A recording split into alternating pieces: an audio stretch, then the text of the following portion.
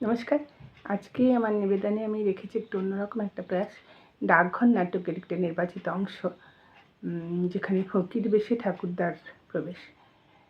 এখানে চরিত্র আছে অমল, মাধব দত্ত এবং ঠাকুরদা। চেষ্টা করছি ভুল ত্রুটি মার্জনীয়।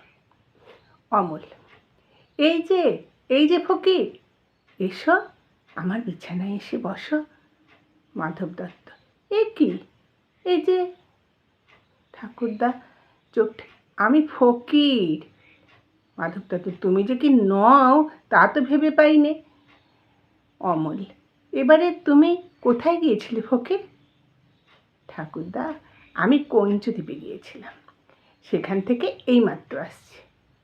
মাধব দত্ত: কঞ্চদ্বীপে? ঠাকুরদা: এতে আশ্চর্য হও কেন? তোমাদের মতো আমাকে পেয়েছ? আমার তো যেতে কোনো খরচ নেই, আমি যেখানে খুশি যেতে পারি। অমল হাততালি দিয়ে: তোমার ভারী মজা। আমি যখন ভালো হব তখন তুমি আমাকে চেলা করে নেবে বলেছিলে, মনে আছে ফকির? ঠাকুরদা: মনে আছে। বেড়াবার এমন সব মন্ত্র শিখিয়ে দেব যে সমুদ্রে, পাহাড়ে, অরণ্যে কোথাও কিছুতে বাধা দিতে পারবে না। মাধব দত্ত: এসব কি পাগলের মতো কথা হচ্ছে তোমাদের?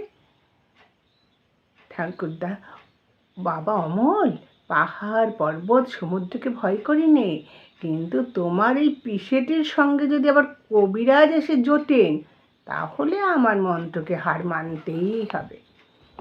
অমল: না না পিসেমশাই, তুমি কবিরাজকে কিছু বলো না। এখন আমি এখানেই শুয়ে থাকবো, কিচ্ছু করব না। কিন্তু যেদিন আমি ভালো হব সেই দিনে আমি ফকিরের মন্ত্র নিয়ে চলে যাব। নদী, পাহাড়, সমুদ্র আমাকে আর ধরে রাখতে পারবে না।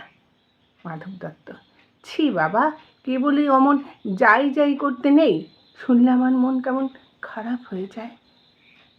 অমল: কঞ্চদ্বীপ কীরকম দ্বীপ? আমাকে বলো না ফকির। ঠাকুরদা: সে ভারী আশ্চর্য জায়গা, সে পাখিদের দেশ। সেখানে মানুষ নেই, তারা কথা কয় না, চলে না, তারা গান গায় আর ওড়ে। অমল: বাহ, কি চমৎকার! সমুদ্রের ধারে? ঠাকুরদা: ধারে বই কি। অমল: সব নীল রঙের পাহাড় আছে? ঠাকুরদা: নীল পাহাড়েই তো তাদের বাসা।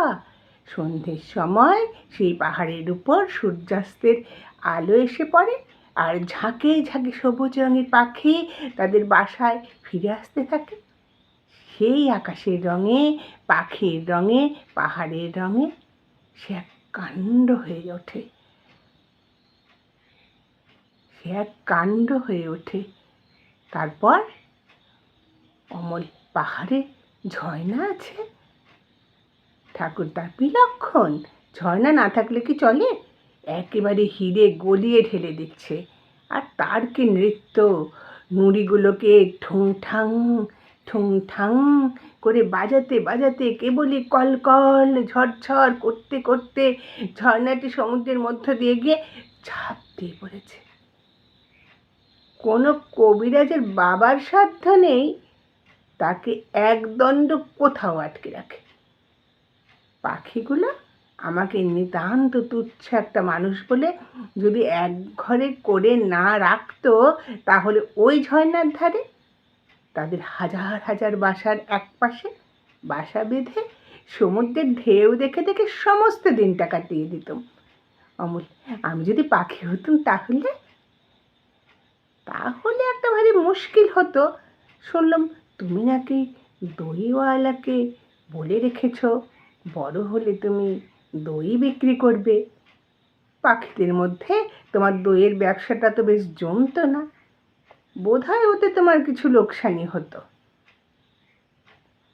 মাধব দত্ত: আর তা তো আমার চললো না, আর তো আমার চললো না।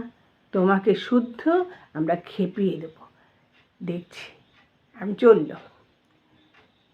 পিসেমশাই: আমার দইওয়ালা এসে গেছে? পিসেমশাই: আমার দইওয়ালা এসে গেছে?